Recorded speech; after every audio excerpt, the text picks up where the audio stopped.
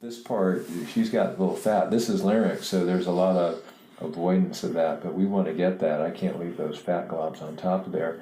And then a lot of people avoid treating over the submandibular gland, but she's got a lot of fat there too. So if I don't treat all that, that's not going to help her get the contraction we want. Down here low in the neck, it doesn't really matter. This is the SCM I've marked here. And then I don't put all the little dots. If you use the company thing, you've got this little zone here in the middle treated, which isn't going to help her very much. And then the other part, that's a little different. So you'll feel a little pinch here, this little stinging.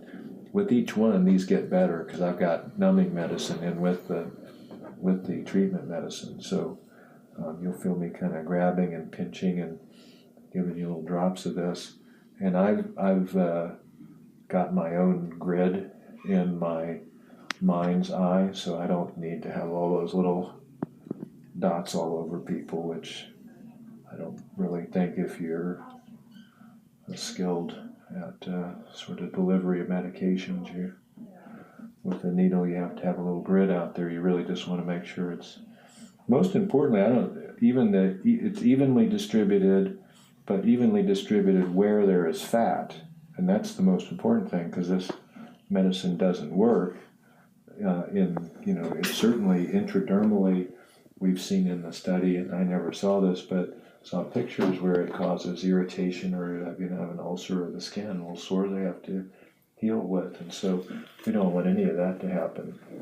But I want to distribute it evenly in the areas where they're fat and leave it at that. So when we're done with that, I'll do massage, and I'll come back actually and feel where the skin has more fat even.